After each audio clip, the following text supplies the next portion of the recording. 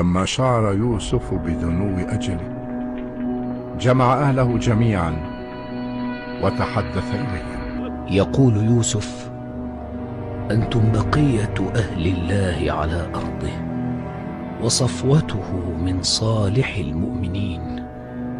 لقد أرسل الله تعالى يعقوب أباكم ومن قبله إسحاق وإبراهيم دعاة لعبادة الله وحده واتباع سبيل الحق والخير.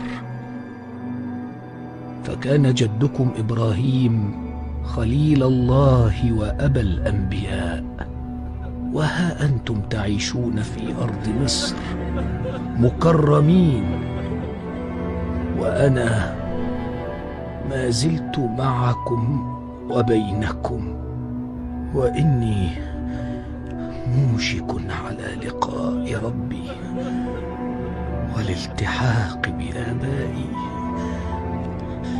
فإذا توفاني الله، وهذا حادث لا محالة، ستتعرضون للمهانة والظلم والعذاب، فما عليكم إلا الصبر والتمسك بدينكم. وبعد زمن ليس ببعيد سيأتي نبي منكم يخلصكم من جبروت فراعنة مصر، وينصر الله به الحق ويقيم الدين. تنقضي 4 قرون ويتكاثر بنو إسرائيل حتى صاروا ألوفا، لكنهم لم يلتزموا بوصية يوسف فتحيزوا للهكسوس دون المصريين. أعطني 10 أوان أيها المصري الحقير.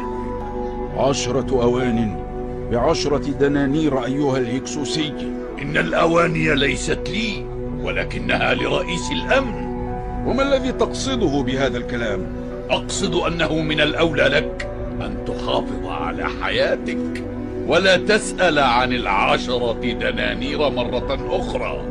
إن الأواني هي كل ما أملك، وزوجتي وأطفالي بدون طعام منذ أمس. اخرس أيها المصري. كيف تجرؤ أن تصرخ في وجه سيدك؟ هو رجل ذو شأن ومنصب من بني إسرائيل يحكم بيننا. ماذا بكم؟ أخذ مني 10 أوان ثمنهم 10 دنانير، ولا يريد أن يدفع لي شيئا. إنهم لرئيس الأمن. إذا كانت لرئيس الأمن فلا داعي ل10 دنانير. هذا ظلم. نحن اعتدنا على العدل من يوسف وبني إسرائيل منذ أن أتوا إلى مصر، فما الذي أصابكم يا بني إسرائيل؟ ما لكم لا تعدلون؟ انحاز بنو إسرائيل إلى جانب الهكسوس وابتعدوا عن العدل، وكره المصريون بني إسرائيل، ولكنهم لم يستطيعوا أن يعلنوا عما في صدورهم. وأتى اليوم الذي يحضره بنو إسرائيل. جاء أحمس لتحرير مصر من الهكسوس. اليوم نحرر بلادنا وأهلنا من ظلم الهكسوس وطغيانهم، وإلا فالموت أشرف لنا من الذل والهوان. انتصر أحمس على الهكسوس وانتقم منهم أشد انتقام وطاردهم خارج مصر. وظل بنو إسرائيل يسكنون مصر، فانتقم منهم أشد انتقام لما فعلوه من نصرة الهكسوس على المصريين. ارحمونا يا جنود مصر، وارحموا أطفالنا ونساءنا. أنتم لم ترحمونا ولم ترحموا أطفالنا ونساءنا. ذهب الهكسوس ولن يرفع عنكم الأذى أحد. دارت الدائرة على بني إسرائيل وسكنوا أكواخا طينية فقيرة، وتقطعوا في أقاليم مصر. وصدر قانون بتحويل كل بني إسرائيل عبيدا، وصودرت ممتلكاتهم فأصبحوا فقراء ومنعوا من السفر خارج مصر، وحرموا من التعليم، وظلوا يعملون مسخرين في الأعمال الشاقة بدون أجر. عندما ولد فرعون كان لذلك الحدث تأثير كبير على مصر كلها. كل ما أتمناه أنا أن يصبح ابني فرعونا قويا قاسي القلب، حتى يستطيع أن يحكم البلاد دون أن يطمع في سلطانه أحد. والآن فلتحتفل مصر العظمى بفرعونها الجديد. إن تجار السوق يتداولون إشاعة تقول إن الفرعون يحتضر.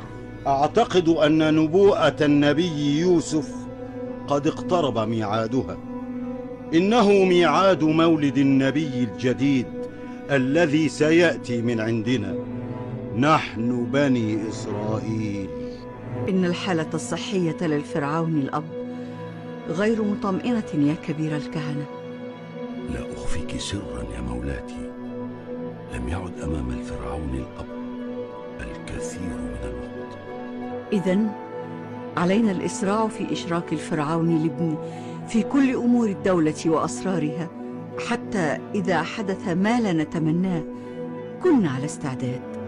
مولاي، إن الأولويات لدينا هي أمن البلاد، فالقضاء على المخاطر الخارجية والداخلية أهم من أي شيء. وهل ما زال بنو إسرائيل على اتصال بالحوثيين؟ بكل تأكيد يا مولاي، وعددهم في ازدياد يوما بعد يوم. إذا اقتلوا أبناءهم عاما واتركوهم عاما كما أمر الفرعون الأكبر.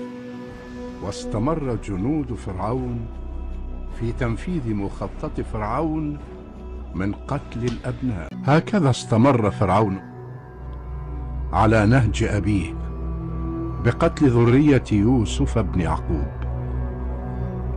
ولكن كل هذا لا يستطيع الوقوف أمام إرادة الله. زوجة فرعون حملت، ويكابد ابنة لاوي بن يعقوب حملت أيضا، ولكن لا يعلم أحد ما الذي تخفيه الأقدار لكل منهما. فإن يكابد ممن رضي الله عنهم، وزوجة فرعون هي زوجة عدو الله. لقد اقتربت ساعة ولادتي يا عمران. هل بدأت تشعرين بالخوف على نفسك يا يكابد؟ ليس على نفسي بل على المولود. فليفعل الله ما يشاء. أعتقد أن حجم الفرعون الصغير في زيادة. وأنا أيضا أعتقد ذلك، فأنا أهتم جيدا بالطعام. استمر فرعون في قتل أولاد بني إسرائيل، ورزق الله فرعون الولد، ولكنه يمهل ولا يهمل. مات الفرعون الأب يوم ميلاد الفرعون الحفيد. وكيف للأقدار أن تترك فرعون موسى ليفرح بابنه بينما توجد كل هذه الأحزان في بني إسرائيل؟ ومرت الأيام والأشهر. ما الذي حل بابني يا كبير الأطباء؟ إن حالته الصحية غير مستقرة. لم تمر سوى أيام قليلة ومات ابن الفرعون. ظلت زوجة فرعون تحمل وتلد، ويعطى للمولود اسما، ولكنه سريعا ما يموت. هل تريدين مني أن أتزوج؟ نعم، أريدك أن تتزوج، فإنه في غالب الأمر يوجد عيب في نفرتاري، والآن يجب عليك الاستعداد للزواج، فيجب أن تأتي بولي العهد سريعا. وتزوج فرعون بآسيا اعتقادا منه أنه سيرزق منها بذرية، لكن هذا ما لم يحدث، فاستمرت اللعنة تطارده وظل بدون ذرية. حملت يكابد مرة أخرى، وترقب عمران حملها بخوف وقلق، وعلم جنود فرعون بالحمل، فتربصوا بهم يوم ولادة يوكابد. اللهم عليك بهم يا رب، اللهم عليك بأعدائك.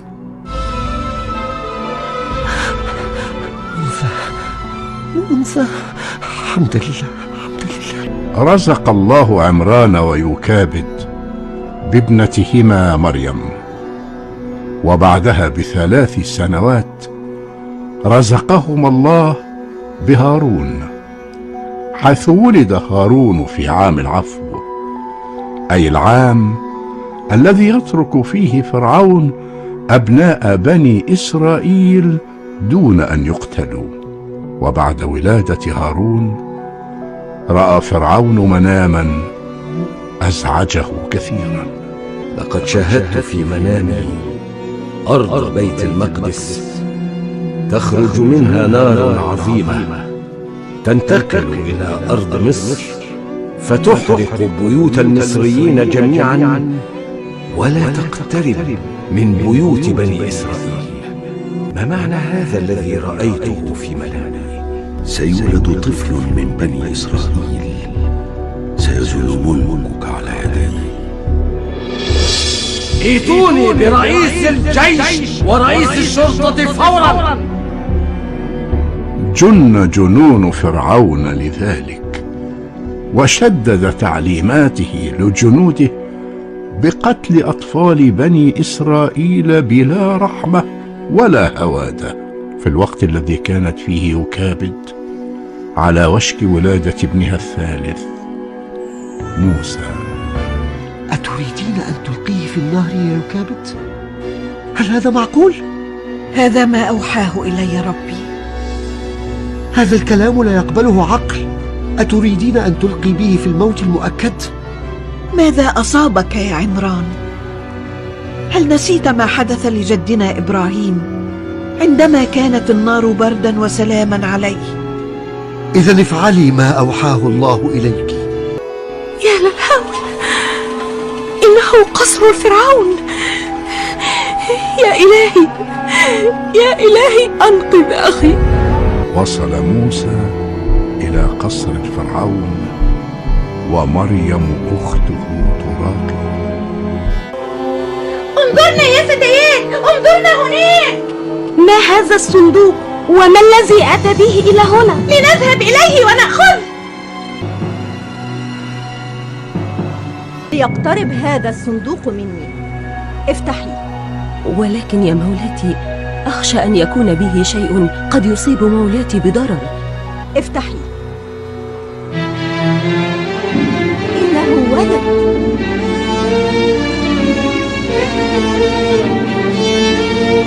إنه أسمر اللون يا سيدتي، لكنه جذاب. لم ينشرح قلبي لأحد سوى هذا الولد. السيدة آسيا وجدت طفلا رضيعا في مياه النيل. اذبحوه الآن فورا. ماذا بكم أيها الجنود؟ سنأخذ الطفل. من أمركم بذلك؟ مولاي الفرعون. وماذا ستفعلون به؟ سنذبحه. من سيسمح لكم بذلك؟ أنا الفرعون الأعظم وحاكم مصر. اذبحوه. مهلا. أتعصين أوامري؟ ما كان لي أن أعصي لك أمرا. إذا ماذا تريدين؟ لنتحدث وحدنا ولا يسمعنا أحد. أرجوك امنحني هذه الفرصة. قليل من الوقت وسيخرج إلينا الفرعون والسيدة آسيا وسنعلم كل شيء. اتركه يعيش. يعيش هو وأموت أنا؟ هكذا هو الوفاء لي يا آسيا؟ إن تفسير منامك يقول إن الذي سيزول ملكك على يديه سيخرج من بني إسرائيل، أليس كذلك؟ بلى. وما الذي أدرانا إن كان هذا الولد من بني إسرائيل أم لا؟ إذن من المحتمل أن يكون من بني إسرائيل، إذن فليمت. لم نرزق بولد يا زوجي العزيز منذ أن تزوجنا، وكلانا يعاني من ذلك. ماذا تقصدين بذلك يا آسيا؟ أقصد لماذا تعتبر هذا الولد نقمة وزوال ملكك على يديه؟ ربما يكون نعمة. زوجي اتركه، عسى أن ينفعنا أو نتخذه ولدا، وسيكن كل الولاء والإخلاص لك إذا تربى بين يديك وفي نعمتك. اتركه لينفعنا. اتركوه. نجا موسى من فرعون، وحال الله بين فرعون وبين قتل موسى. الحمد لله، أنا لا أصدق أذني. سيعيش في قصر الفرعون، وآسيا زوجة الفرعون سترعاه. لقد اطمأن قلبي لذلك، وتأكدت أن الله يحرس ابننا. ماذا به؟ لم لا يكف عن البكاء؟ ربما جاع وعليه أن يرضع. إذا فليأتوا بمرضعة. عليك أن ترضعيه جيدا أيتها المرضعة، فهو بمثابة ابن لزوجة الفرعون. لن أترك في أمعائه مكانا إلا وملأته باللبن. إنه يبعد بوجهه عن صدرك. هذا شيء عجيب، فهو كما تقولين لم يرضع منذ الصباح. سأذهب إلى مولاتي كي أخبرها بالأمر. لما لا يقبل صدرها؟ لا نعلم يا مولاتي. فلتذهب هذه المرضعة ونأتي بأخرى، ربما يتقبل من الأخرى. عجبا لهذا الطفل، لقد رفض ثانية. هذه المرة أعلن عن رفضه بوضوح. هذه أول مرة تحدث لي. إنه طفل عجيب. وماذا علينا أن نفعل الآن يا مولاتي؟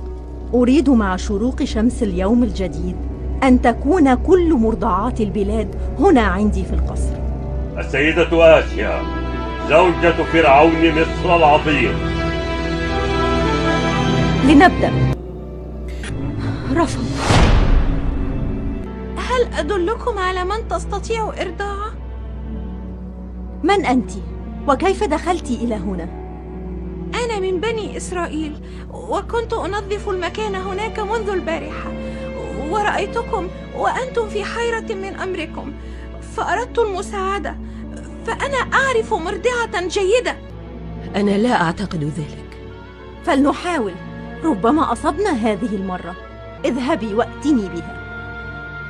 لا أعرف بماذا أشعر بالضبط في هذه اللحظة، فأنا سعيدة للقاء ابني، وخائفة من أن يرفض الرضاعة مني. كيف لا يرضع منك وأنت أمه؟ ثم إنه رضع منك لمدة 3 أشهر مضت. مولاتي، ها هي السيدة التي حدثتك عنها. ومن هي؟ إنها أمي. أي أنها من بني إسرائيل أيضا. نعم. إذن حاول. أتعلمين أن موسى رفض مرضعات كثيرات؟ موسى؟ من موسى؟ هذا الطفل أنا أسميته موسى لأنني وجدته بين الماء والشجر. منذ هذه اللحظة أصبحت أنت مرضعته حتى الفطام. سمعا وطاعة يا مولاتي. ومن الآن ستمكثين مع موسى في هذا القصر لترضعيه وتراعيه. كيف ذلك يا مولاتي؟ لا أستطيع أن أمكث في القصر. إن لي زوجا وأولادا صغارا، ولا يوجد أحد يعتني بهم غيري. وماذا عن موسى؟ من التي سترضعه إذا جاع؟ هل أستطيع يا مولاتي أن آخذه معي إلى بيتي وأعتني به؟ وهل أستطيع أن أتحمل فراقه عني؟ سآتي به كل يوم إلى القصر كي تريه، وأعدك أني سأعامله كأولادي وأكثر. لا مانع، ولكن اعتني به جيدا. سيصبح أقوى رجل في مصر، لأنه مكلف برسالة، ويجب أن يكون قويا كي يحملها. وما هذه الرسالة يا أمي؟ لا تتعجلي يا مريم، ستعرفين كل شيء في حينه. وهكذا أصبح لموسى شأن منذ صغره، وأصبحت آسيا تنفذ أي طلب يطلب منها من يوكابد بعد أن تستحلفها بموسى الحبيب. وهكذا كبر موسى وتعدى سن الفطام، ووجب على أم موسى أن تعطيه لآسيا بعد أن أنهت مهمتها. لقد جاءني جندي في الصباح وأمرني بأن أرجع موسى إلى القصر قبل غروب الشمس. إذن هيا نفذي الأمر، شئت أم أبيت ستتم رسالة الله. هيا انهضي وأنا سأذهب معك لأوصلك إلى باب القصر. لقد طلبت مجيئك بمفردك، ولكنني جئت بموسى كي تراه. انظر إليه كيف كبر واشتد عوده، لقد فطم اليوم وجاءت به المرضعة. إذن فهو من الآن لن يغادر القصر. لأجل خاطري خذه وداعبه، إنه طفل جميل. إنه لقد قطب جبينه، إنه ينظر لي نظرة غضب.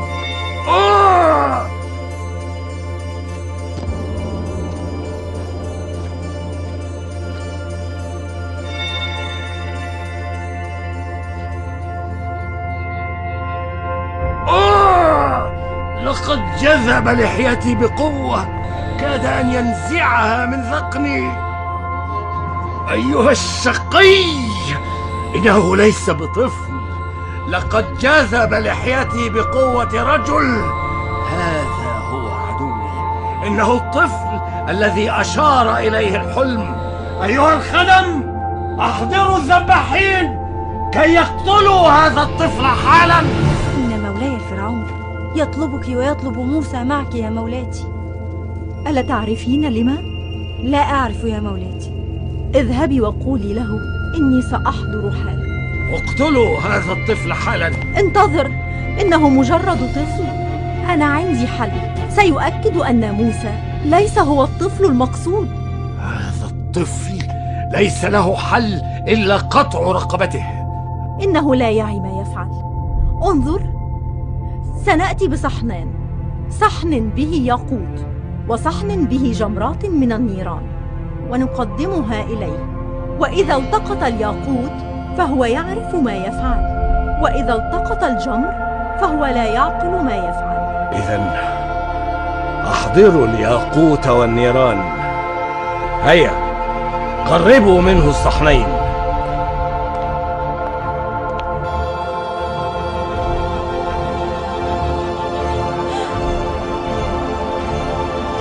أرأيت؟ لقد وضع الجمرة في فمه.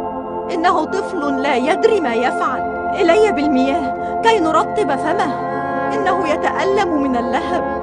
وهكذا بعد أن تبين لفرعون أن موسى مجرد طفل، لم يعد يعيره انتباها، ونجاه الله من بطش فرعون للمرة الثانية. أخبرتني به القابلة صحيح؟ نعم صحيح، لقد حبلت مرة أخرى وسآتي إليك بفرعون صغير. ولكن هل سيعيش حتى يصير فرعون مصر؟ سيعيش هذه المرة. وماذا عن موسى؟ موسى؟ ماذا به؟ فلنجعله يعيش وسطنا مثلما كان. نعم، فلنجعله يعيش وسطنا، فإنني متأكد أن الطفل الذي سيولد لن يعيش طويلا. أريدك أن تعلم موسى القراءة والكتابة والحساب والفلك والهندسة. طوع أمرك يا مولاتي. عمران، لقد آن الأوان أن تعلم موسى دين الله، دين آبائنا إبراهيم وإسحاق ويعقوب.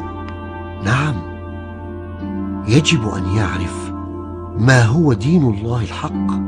إن الكهنة يعلمونه في قصر الفرعون. من فضل الله عليه أنهم لا يعلمونه عقائدهم.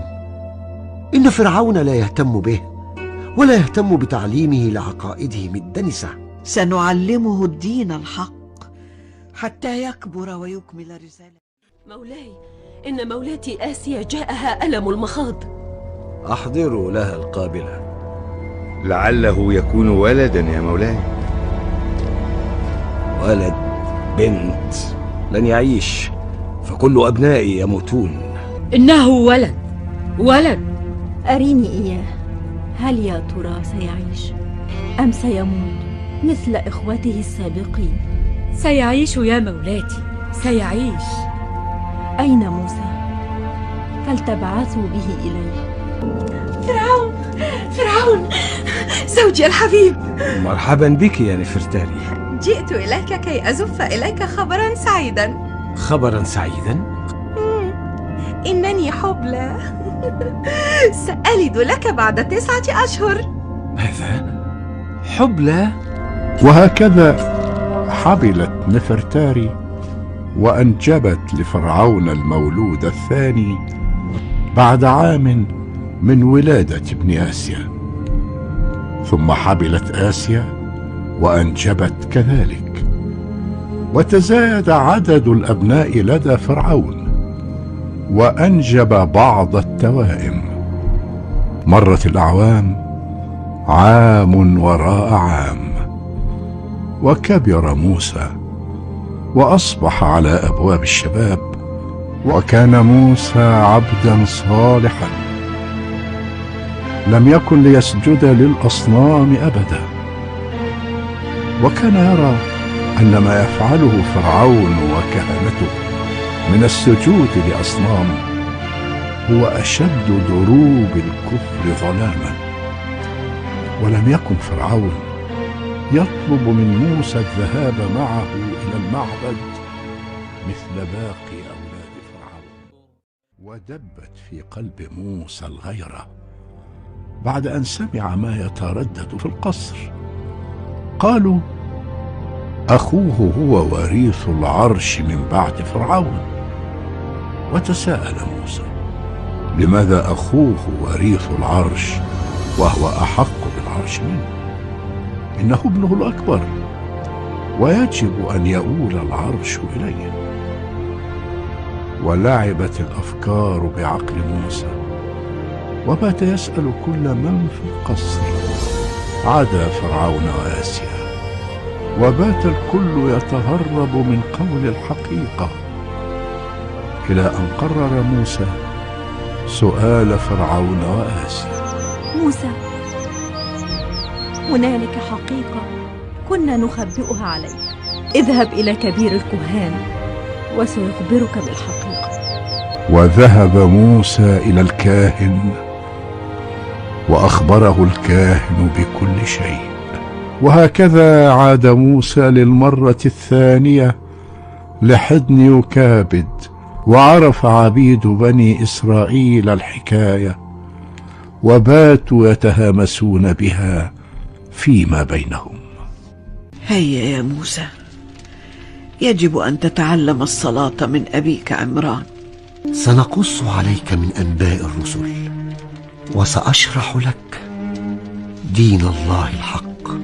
لقد كان أبوك منذ صغرك يجهزك لمثل هذا اليوم. وقرأ عمران لموسى من المخطوطات التي ورثها عن آبائه، وكان موسى يستمع جيدا، وتقرب موسى من دين الله أكثر، وأصبح يقضي وقت فراغه في القراءة.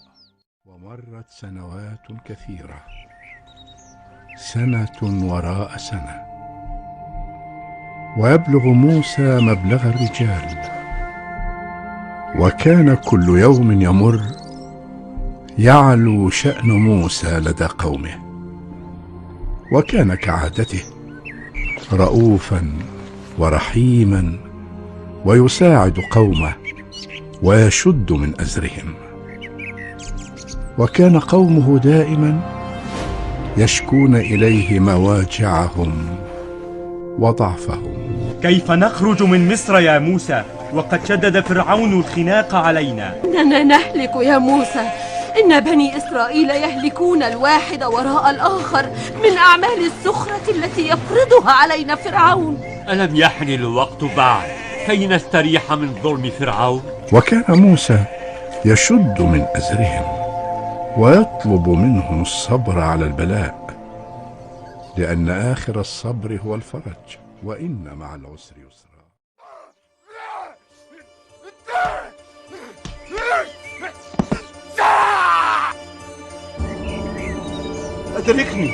أدركني يا موسى من بطش هذا المصري، أدركني.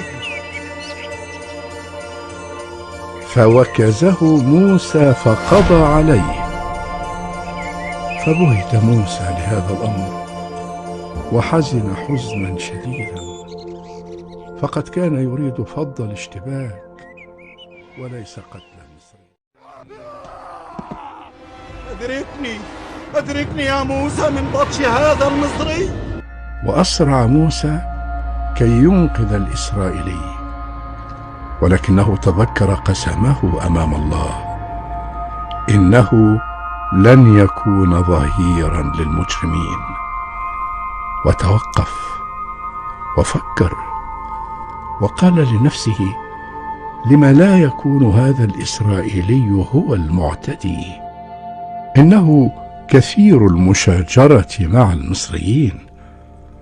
وقال موسى للإسرائيلي بضيق: قال له موسى: إنك لغوي مبين. تريد أن تقتلني يا موسى كما قتلت نفسا بالأمس؟ إن تريد إلا أن تكون جبارا، وما تريد أن تكون من المصلحين. إذن فموسى هو الذي قتل المصري. هذا هو ما قاله العبد الإسرائيلي أمامنا يا مولاي. اذهب يا رئيس الشرطة وأحضر موسى هنا أمامي، وأحضر كذلك هذا العبد الإسرائيلي الذي شهد الحادثة. وإن كان هذا الأمر حقا فيجب أن يقتل موسى كما قتل المصري. هل رأى أحد منكم موسى؟ لقد رأيته عند السوق منذ قليل. هيا بنا إلى السوق. موسى انتظر.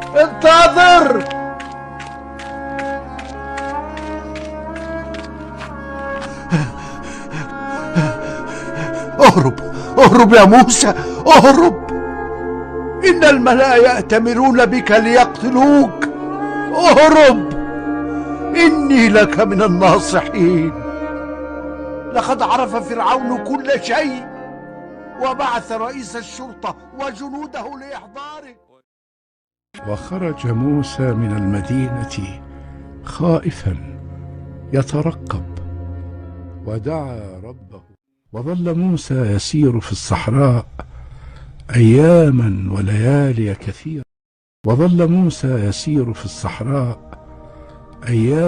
وليالي كثيرة. دون أن يأخذ معه ما يسد جوعه أو يبل ريقه.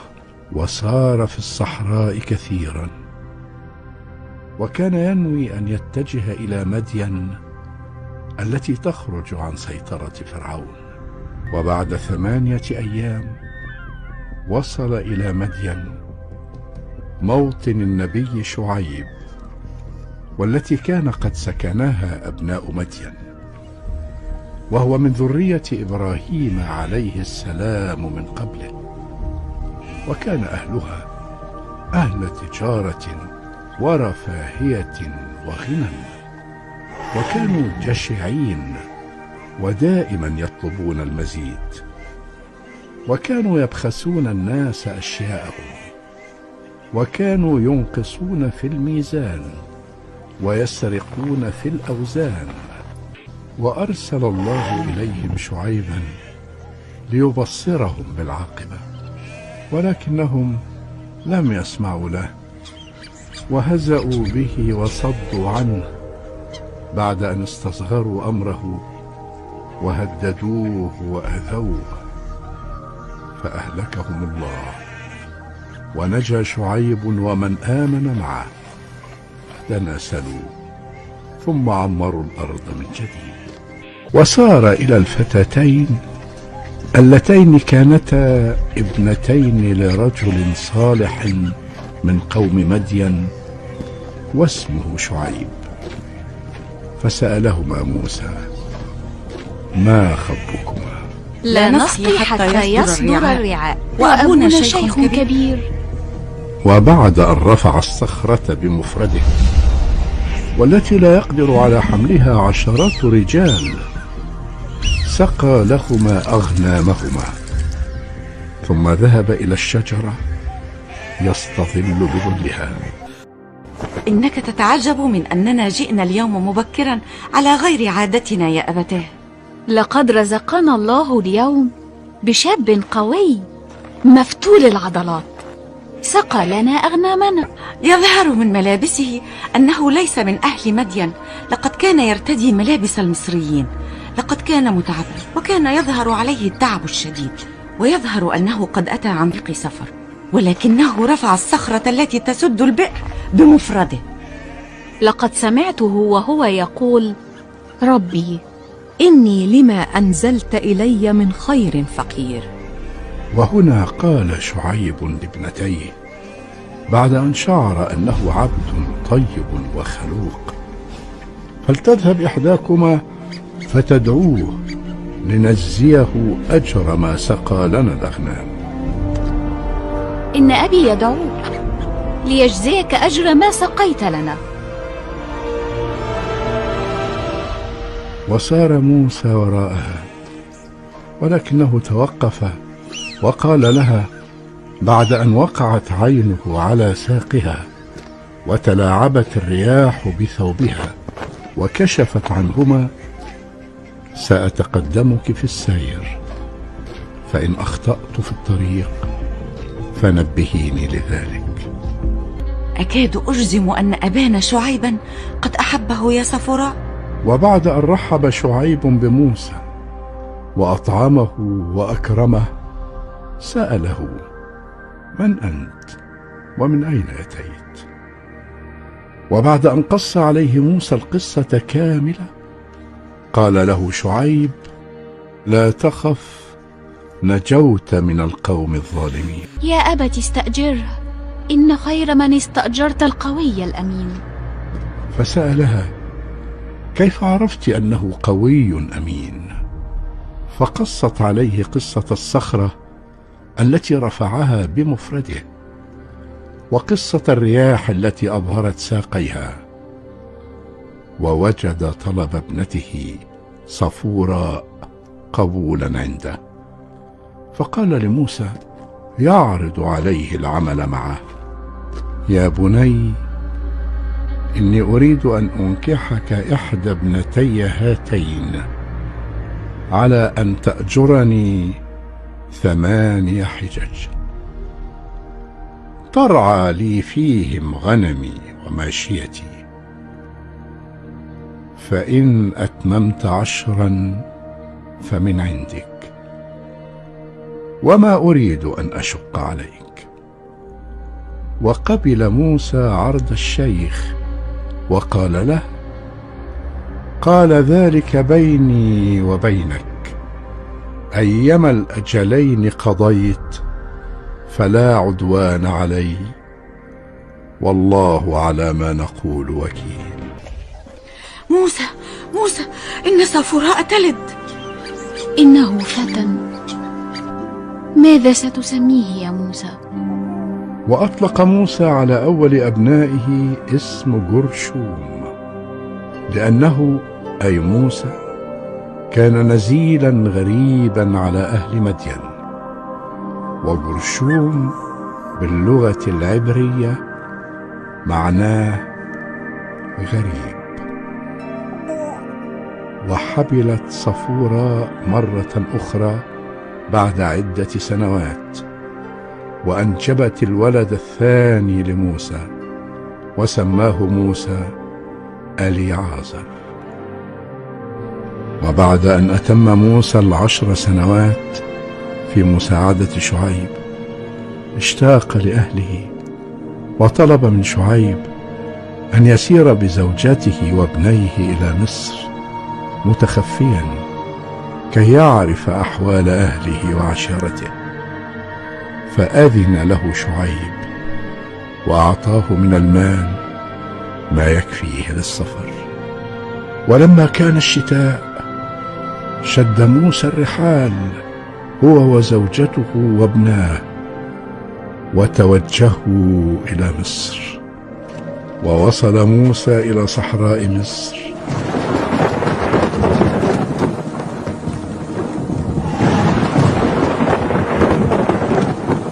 وحاول موسى أن يشعل الأعشاب كي يتدفأ هو وأهله، ولكن بسبب قوة الرياح لم تشتعل الأعشاب. وفجأة نظر موسى بعيدا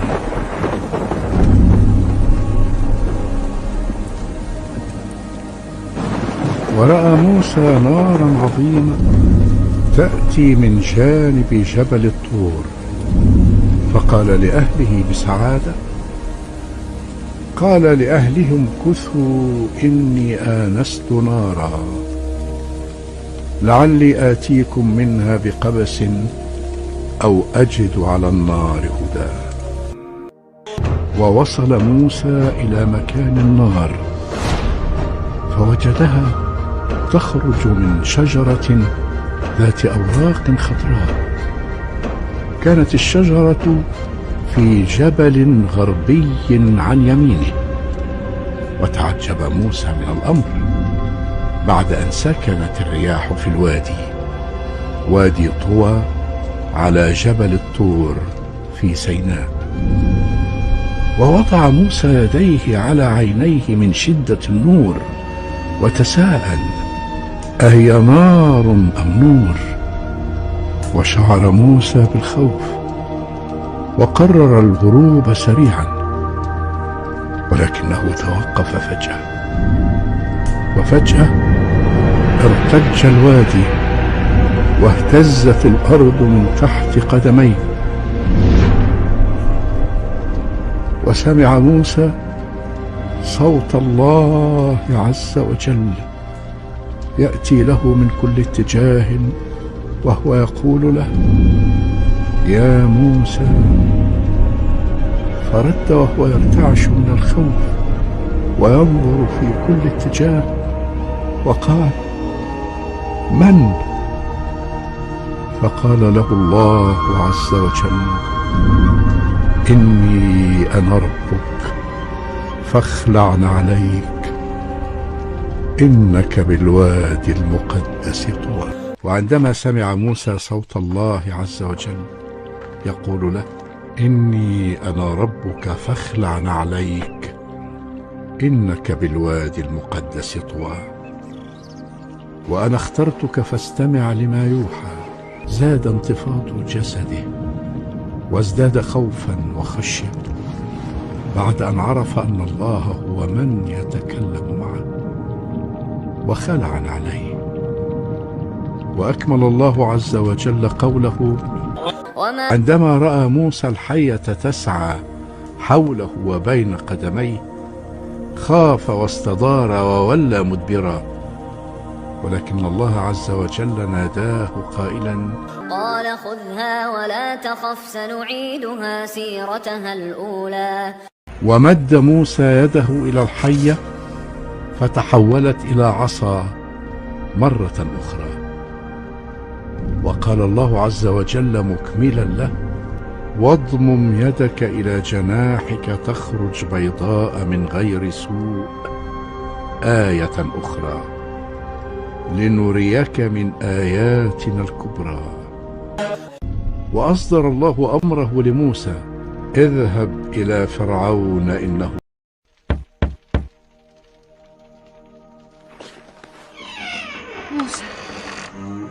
موسى ولدي. إذن فقد جاءتك الرسالة والنبوة، وقد استجاب الله دعاءك وجعل لك أخاك هارون وزيرا لك، فلتتوكل على الله ولتذهب لفرعون في الصباح. ماذا؟ تريدني أن أطلق سراح عبيد بني إسرائيل؟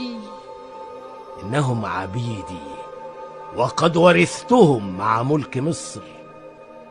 أتقول إنهم عباد ربك؟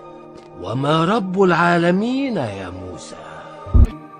قال فرعون وما رب العالمين قال رب السماوات والأرض وما بينهما إن كنتم موقنين قال لمن حوله ألا تستمعون قال ربكم ورب آبائكم الأولين قال إن رسولكم الذي أرسل إليكم لمجنون قال رب المشرق والمغرب وما بينهما إن كنتم تعقلون. ألست موسى الكافر الذي قتل المصري والذي هرب بعد فعلته؟ ويرد موسى على فرعون قائلا: قال فعلتها إذا وأنا من الضالين ففررت منكم لما خفتكم فوهب لي ربي حكما وجعلني من المرسلين وتلك نعمة تمنها علي أن عبدت بني إسرائيل. اتخذت إلها غيري لتكونن من المسجونين يا موسى. وقال موسى له: قال أولو جئتك بشيء مبين قال فات به إن كنت من الصادقين فألقى عصاه فإذا هي ثعبان مبين ونزع يده فإذا هي بيضاء للناظرين قال للملأ حوله إن هذا لساحر عليم يريد أن يخرجكم من أرضكم بسحره فماذا تأمرون. موسى يكذب. نعم يكذب يا مولاي. لا يوجد إله في السماء. ليس لنا إله غيرك يا فرعون. وهل من الممكن أن يكون هناك إله في السماء كما يزعم موسى؟ كيف والسماء بلا عمد؟ وكيف يكون إله موسى في السماء؟ وأين مكانه فيها؟ إذن فابن لي صرحا حتى أصعد عليه وأظهر الحقيقة لموسى وللعبيد. ولكن لما التعب والعمل في صرح لن يكون من ورائه فائدة؟ لا يوجد أحد في السماء. إذن ماذا نفعل مع هذا الساحر؟ نرجه هو وأخاه ونبعث في طلب السحرة في كل أرجاء المملكة. نعم، نرسل في طلب السحرة، ولتأتوني بأقوى السحرة حتى يقفوا أمام موسى ويظهر لهم سحره ويهزموه ويفضحوه. قالوا أرجه وأخاه وابعث في المدائن حاشرين ياتوك بكل سحار عليم. فجمع السحرة لميقات يوم معلوم وقيل للناس هل أنتم مجتمعون لعلنا نتبع السحرة إن كانوا هم الغالبين. هناك مناسبة قريبة، إن يوم الزينة سيجيء بعد عدة أيام، وسأجعلك تقف أمام السحرة وتظهر آياتك التي تؤمن بها، وإن انكشف سحرك أمام الجميع سيكون مصيرك القتل. سوف يكون اللقاء على مرأى ومسمع كل الناس. ووافق موسى وطلب أن يكون اللقاء ضحى في عز النهار. واجتمع الخلق الكثير من شتى أنحاء مصر في ساحة أحد المعابد الكبرى ليشاهدوا العجب العجاب. سيغلبه موسى بعزة الله وسيحررنا من بطش فرعون وملئه. بعزة فرعون إنا لنحن الغالبون. فلما جاء السحرة قالوا لفرعون أئن لنا لأجرا إن كنا نحن الغالبين قال نعم وإنكم إذا لمن المقربين. قال لهم موسى ألقوا ما أنتم ملقون فألقوا حبالهم وعصيهم وقالوا بعزة فرعون إنا لنحن الغالبون فألقى موسى عصاه فإذا هي تلقف ما يافكون فألقي السحرة ساجدين قالوا آمنا برب العالمين رب موسى وهارون قال أهامنتم له قبل أن آذن لكم إنه لكبيركم الذي علمكم السحر فلسوف تعلمون لأقطعن أيديكم وأرجلكم من خلاف ولأصلبنكم أجمعين قالوا لا ضير إنا إلى ربنا منقلبون إنا نطمع أن يغفر لنا ربنا خطايانا أن كنا أول المؤمنين دخل علينا بسحره وها أنا أريه السحر جميعا. وسحر السحرة عيون الناس جميعا بسحرهم الخادع للبصر واسترهبوهم، ووقع موسى معهم في السحر وخاف وارتجف قلبه من المشهد، ولكنه سمع صوت الله عز وجل يطمئنه. ما هذا الذي فعله موسى؟ لقد التقف ثعبانه كل الثعابين. إنه ليس بساحر، إنه رسول من عند الله. إنها معجزة من الله. إن موسى صادق. لقد آمنت بالله يا موسى ربك وربنا جميعا. سأقطع أيديكم وأرجلكم وسأمثل بجثثكم. افعل ما تريد يا فرعون، إننا آمنا بالله ولن نشرك به أبدا. لقد نالوا عقابهم. من يسجد لغير فرعون تقطع رأسه. وهل سنتركه دون عقاب؟ سنترك موسى ينظر لقومه ونحن نقتل أبناءهم ونستحيي نساءهم. لقد أحللت لكل المصريين رقاب ونساء ونقود بني إسرائيل. من يسجد لغير فرعون تقطع رأسه. وهل سنتركه دون عقاب؟ سنترك موسى ينظر لقومه ونحن نقتل أبناءهم ونستحيي نساءهم. لقد أحللت لكل المصريين رقاب ونساء ونقود بني إسرائيل. يقتلون أبناءنا ويستحيون نساءنا. أدركنا، لقد قتلوا أولادي يا موسى. وتملك موسى الغضب، ولكن ماذا عساه أن يفعل؟ أمرهم بالصبر، ولكنهم لم يثقوا بكلامه وصاحوا بيأس وضعف. لقد أوذينا من قبلك يا موسى ومن بعد ما جئت لنا. إسرائيل ويتباهى بزينته أمامهم، ووقع كثير منهم في حب الدنيا وتمنى أن يكون قارونا آخر. إن لديه ذهبا لا يعد ولا يحصى. ويلاكم، ثواب الله خير وأبقى. وظل موسى يدعو الناس في كل وقت وفي كل حين، وكان يقول لهم إن قارون طاغ، وإن ذهبه سوف يسلسل به يوم القيامة، لأنه لا يعطي منه للفقراء، وسيحشر هو وفرعون في الدرك الأسفل من النار مع الجبابرة والطغاة. وكان منهم من يستمع وكان منهم من لا يستمع له. لن يهدأ لي بال حتى أنتقم من موسى. كان يجب قتل موسى منذ ولادته. دع الانتقام لي. أيوجد أكبر من عشقي لك؟ نعم، عشق فرعون.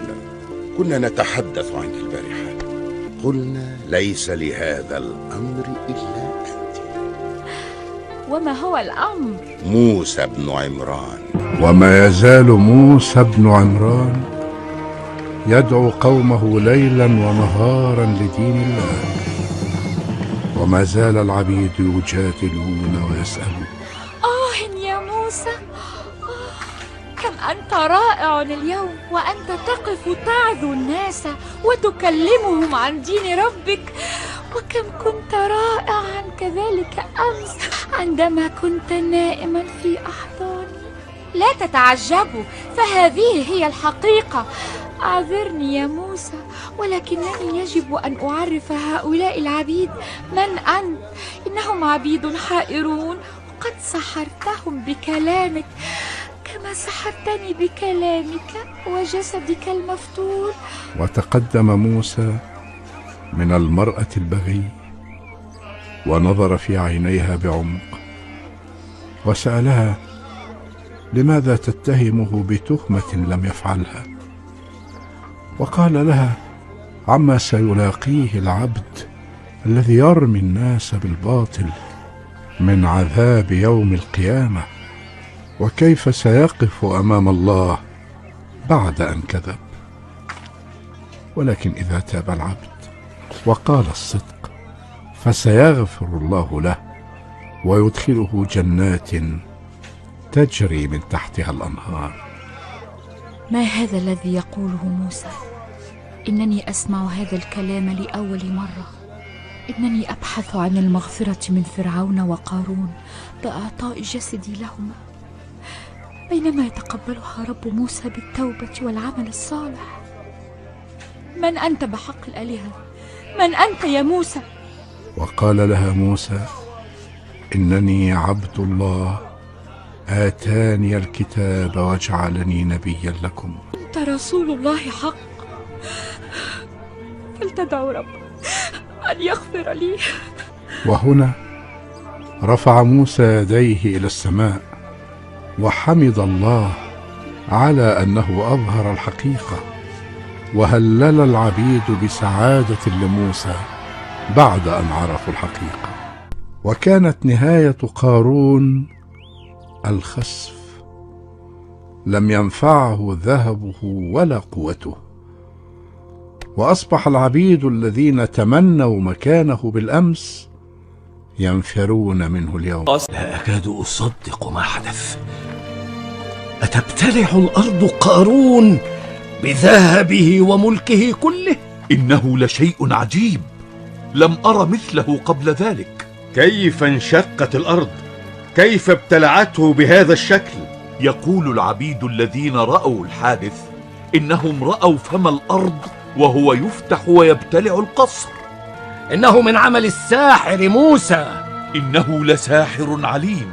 واتفق فرعون معهم على الرجل ودبروا له المكيدة، ولكن الله حماه ووقاه سيئات ما مكروا، وحاق بآل فرعون سوء العذاب. وفاضت مياه النيل وغرقت مصر في الفيضان في يوم وليلة. وعلم موسى أن الفيضان هو غضب من الله على فرعون وقومه، وقرر أن يذهب لهم ويخبرهم بالأمر. أهلا بأنبياء الله، بماذا جئتموني هذه المرة؟ وطلب موسى من فرعون أن يترك العبيد كي يخرجهم موسى من مصر حتى ينتهي الفيضان، وأن هذا غضب من الله عليهم. غضب من الله أم فعل سحر من أفعالك؟ إن حججك أيها الساحر واهية وتفتقد إلى المنطق، وإذا خرجت أنت من مصر سيعود الرخاء لنا جميعا. إنك شؤم علينا، هيا اغربها عن وجوهنا، هيا. وماذا بعد؟ لقد دمرت مياه الفيضان محاصيلنا وهدمت بيوتنا. إن لها أسابيع عديدة ولم يتوقف النيل عن الفيض. عندي حل. وما هو؟ سأخبر موسى أنه لو أذهب عنا الفيضان لنؤمنن به ولنرسلن معه العبيد. ولماذا نقول ذلك؟ حتى نعلم هل هو الذي وراء هذا الفيضان أم أنه فيضان من الطبيعة. يا موسى، يا أيها الساحر، ادعو لنا ربك، لئن نجانا من هذا الطوفان لنؤمنن بك ولنرسلن معك بني إسرائيل. وصدقهم موسى ودعا الله أن يكشف عنهم العذاب، فتقبل الله دعاء موسى ومنع الفيضان عنهم، وعادت الأرض كما هي واستقامت وأنبتت الزرع. وهل تصدق أننا صدقنا أنك الذي دعوت ربك فأذهب عنا الطوفان؟ هيا أيها الساحر، عد إلى ربك، فلن نرسل معك العبيد ولن نؤمن لك. وغضب موسى من فرعون وآله بعدما نكثوا عهدهم معه، ودعا ربه أن يجازيهم بما عملوا، فسلط الله عليهم الجراد، وأنزل الله جنوده من الجراد على مصر، فأكلت الأخضر واليابس، وفرغت الصوامع من القمح، وفرغت المخازن من الخضروات والفاكهة، وباتت المجاعة على أعتاب قصر فرعون. أتوسل إليك يا موسى أن تنقذنا من هذا العذاب، لا نستطيع التحمل أكثر من هذا. ادع لنا ربك أن يخرجنا من هذا العذاب، وإن أخرجنا هذه المرة أعلم أننا نقضنا عهدنا معك قبل ذلك، ولكني أقسم لك بإلهك إننا سنوفي بعهدنا هذه المرة. وصدقه موسى، لعل الرجل يقول الصدق هذه المرة ويرسل معه بني إسرائيل. ورفع يديه عاليا إلى السماء ودعا ربه أن يزيح عنهم العذاب، واستجاب الله له. وذهب موسى وهارون إلى فرعون، وطلب من فرعون أن يخلي سبيل العبيد. إنني أخاف على العبيد منك ومن سحرك يا موسى، إنك ستأخذهم وتسخرهم لأعمال سحرك. اغرب عن وجهي أيها الساحران. وحزن موسى وهارون بعد أن نكث فرعون ورجاله العهد للمرة الثانية. وبعد أن خرج موسى وهارون من قصر فرعون، دعا موسى على فرعون وقومه للمرة الثالثة. دعا الله أن يذل فرعون وآله مرة أخرى، فاستجاب الله لدعوته، وأنزل سخطه وغضبه على فرعون وآله للمرة الثالثة. ألم تصبك الأمراض؟ لا، ولا يوجد قمل في حجرتي. وكيف ذلك؟ إن موسى لم يصب عليك سحرا. إلى متى ستظل تقول موسى ساحر؟ إلى متى ستلفق له التهم؟ وكالعادة اجتمع فرعون مع رجال دولته ليحلوا أمر هذا القمل، ولكن لا حل للقمل إلا الذهاب لموسى. وذهب الرجل الذي واعد موسى قبل ذلك مع بعض رجال الدولة إلى موسى، وصدقهم موسى الطيب، ودعا الله أن يزيح العذاب عن آل فرعون. واستجاب الله لدعوة موسى وأزاح العذاب عنه. وذهب موسى وهارون إلى فرعون بعد أن ماطله رجال فرعون أكثر من مرة. وماذا تبقى في جعبتك أيها الساحر هذه المرة؟ لم يعد في جعبتك شيء، ونحن عادت لنا صحتنا وقوتنا ونستطيع الصمود أمامك. هيخرج لترينا ما ستأتينا به هذه المرة. وخرج موسى غضبان أسفا مما فعله معه فرعون، وبعدما سخر منه وأعلمه أنه لن يترك له العبيد، ودعا موسى ربه أن ينزل العذاب على قوم فرعون، واستجاب له ربه، وأنزل الله عليهم جنوده من الضفادع، وأحالت حياتهم جحيما.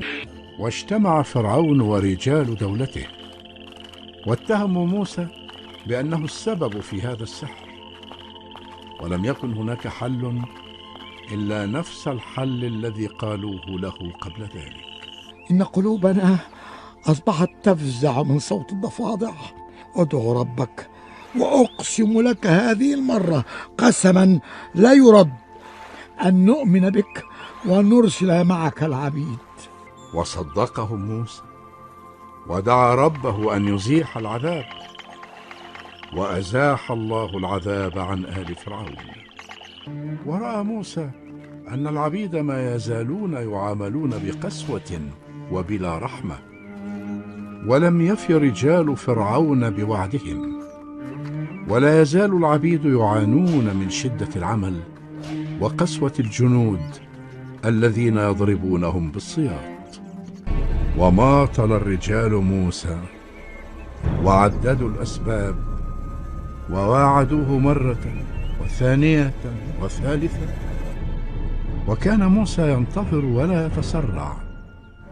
وتمر الأيام والحال كما هو، وعلم موسى أن فرعون ورجاله لن ينفذوا ما وعدوه به، وغضب موسى وهارون، وأنزل الله آية عذاب أقوى وأشد من كل الآيات التي قبلها.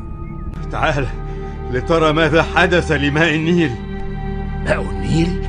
ماذا حدث له؟ إن مياه النيل أصبحت دما وذات رائحة كريهة فظيعة. كيف ذلك؟ تعال معي لترى بنفسك يا مولاي. ورأى فرعون مياه النيل تتحول إلى الدم، وجن جنونه من هذه الآية الجديدة التي أنزلها الله عليه وعلى قومه. وكانت كل كأس تصب فيها المياه تتحول المياه إلى الدم. ومن رحمة الله على عبيد بني إسرائيل أنهم لم يصبهم هذا الغضب. واجتمع فرعون بآله ورجاله، وخلص رجال دولته إلى أن الحل في يد موسى. وذهب الرجال إلى موسى، وقال الرجل وعاد وزاد، وبكى وانتحب وتوسل إلى موسى أن يخرجهم من هذا العذاب، وأقسموا وأغلظوا الأيمان بفعل الوعد هذه المرة. ورفض موسى، ولكنهم ظلوا يتوسلون إليه حتى رضي عنهم، ودعا الله أن يزيح عنهم العذاب. وذهب موسى وهارون إلى فرعون وملئه كي يطلب منهم تنفيذ الوعد. كفاك ألاعيب أيها الساحر، لقد فاض بي الكيل منك. أصدقت أننا نؤمن حقا بأن ما كان يحدث من آيات هي من عند ربك؟ يا قوم، أليس لي ملك مصر وهذه الأنهار تجري من تحتي؟ هيا أيها العبد الفقير، اغرب أنت وأخوك عن وجهي، فإني قد غضبت عليكما وستريان عاقبة غضبي.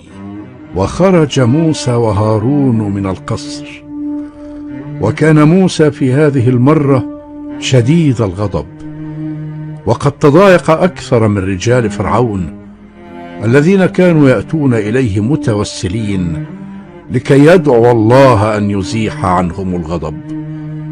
ودعا موسى ربه بعد أن خذله آل فرعون للمرة الخامسة.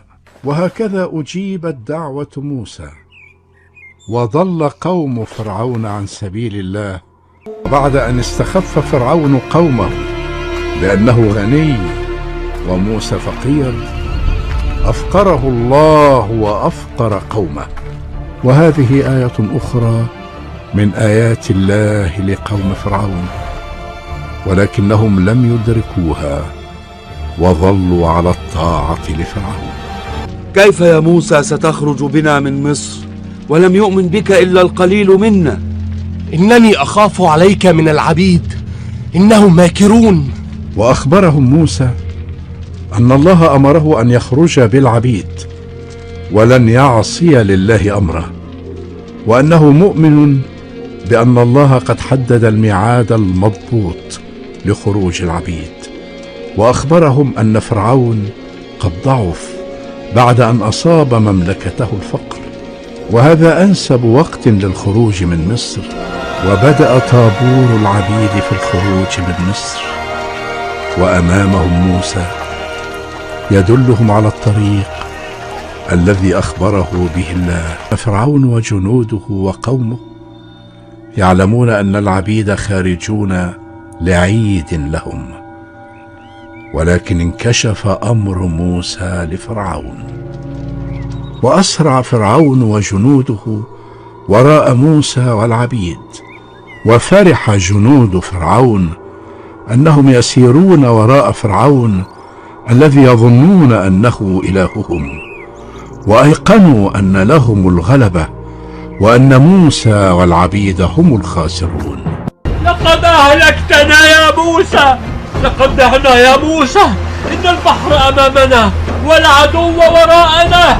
وقال موسى مطمئنا: كلا إن معي ربي سيهدين. وأوحى الله إلى موسى أن اضرب بعصاك البحر. وأوحينا إلى موسى أن اسر بعبادي إنكم متبعون. فأرسل فرعون في المدائن حاشرين إن هؤلاء لشرذمة قليلون وإنهم لنا لغائظون وإنا لجميع حذرون. فأخرجناهم من جنات وعيون وكنوز ومقام كريم. كذلك وأورثناها بني إسرائيل فأتبعوهم مشرقين.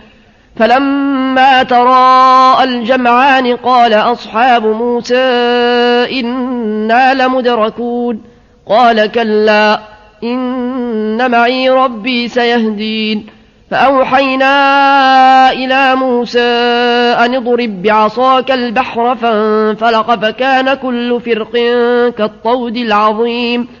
وأزلفنا ثم الآخرين وأنجينا موسى ومن معه أجمعين ثم أغرقنا الآخرين. إن في ذلك لآية وما كان أكثرهم مؤمنين وإن ربك لهو العزيز الرحيم. آمنت أنه لا إله إلا الذي آمنت به بنو إسرائيل وأنا من المسلمين. ورد عليه جبريل قائلا: الآن وقد عصيت قبل وكنت من المفسدين.